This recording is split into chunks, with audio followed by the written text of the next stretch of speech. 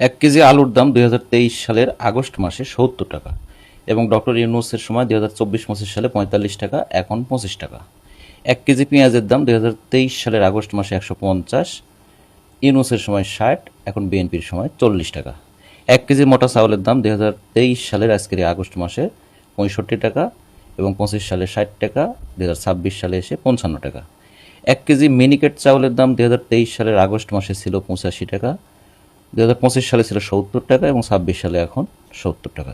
এক ডজন ডিম ২০২৩ সালের আগস্ট মাসে ১৮০ টাকাতে কিনতে হয়েছে, ২০২৫ সালে ১৫৫, এখন ১৫০।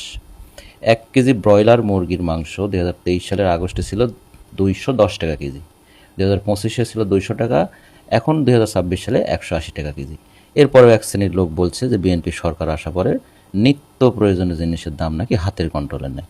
তবে হ্যাঁ, আপনি একটা কথা বলতে পারেন যে তেল, গ্যাস, সার, বিদ্যুৎ এগুলো কি ভাই? আসলে এই জিনিসগুলো সাধারণ পণ্যের মতো নয়, আন্তর্জাতিক বাজার ব্যবস্থার উপরে প্রভাব পড়ে। তারপরেও ১ কেজি তেল যদি আপনি ১০০ টাকাতে কিনেন, সরকার কিন্তু সেখানে ৩০ থেকে ৪০ টাকা ভর্তুকি দেয়। অর্থাৎ সরকার ভর্তুকি না দিলে আরও ৪০ টাকার সাথে যোগ হবে।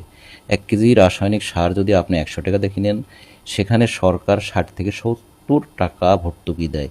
অর্থাৎ ১ কেজি সারের ক্ষেত্রে দামের অর্ধেকেরও বেশি ভর্তুকি দেয় সরকার। ১ ইউনিট বিদ্যুৎ যদি আপনি ২০ টাকাতে কিনেন, সেখানে অর্ধেকেরও বেশি সরকার ভর্তুকি দিচ্ছে।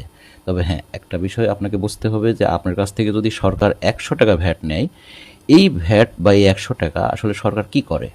এখানে সরকার সম্পদ সংগ্রহের কাজে ৩ টাকার বেশি ব্যয় করে, বেতন ভাতাতে ব্যয় করে ১৪ টাকারও বেশি, পেনশনে ব্যয় করে ৬০ টাকা, পণ্য সেবাতে ৯ টাকা, সাহায্য এবং ত্রাণে ১৫ টাকারও বেশি, ভর্তুকিতে ব্যয় করে ১৭ টাকা। এই জিনিসটা আপনি খেয়াল করবেন। এবং ঋণের সুদে ব্যবহার করে ২০ টাকা, মানে ২০ টাকার উপরে, ১০০ টাকার মধ্যে, এবং অন্যান্য ১৪ টাকার উপরে।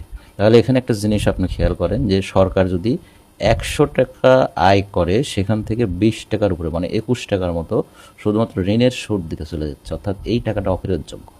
এই টাকাটা থাকে ৭৯ টাকা, এর মধ্যে ভর্তুকিতে মোটামুটি আবার ১৭ টাকা দিতে হচ্ছে সরকারকে। তাহলে আর কয় টাকা থাকে বলেন? ৬২ টাকা। এখন এই ৬২ টাকা দিতে এতগুলো দপ্তর তো সরকারের চালাতে হবে, তাই না? এই যে সম্পদ সংগ্রহ, বেতন ভাতা, পেনশন, পণ্য সেবা, তারপরে সাহায্য, এগুলো তো বাদ দেওয়া যাবে না। তাই সব কিছু মিলে একটা জিনিস নিশ্চিত থাকেন যে শুধু বিএনপি না, যে কোনো সরকারই চায় না যে তার রাষ্ট্রের অর্থাৎ প্রজাতন্ত্রের প্রজারা মানে সাধারণ জনগণেরা কষ্টে থাকুক, এটা কোনো সরকারই চায় না।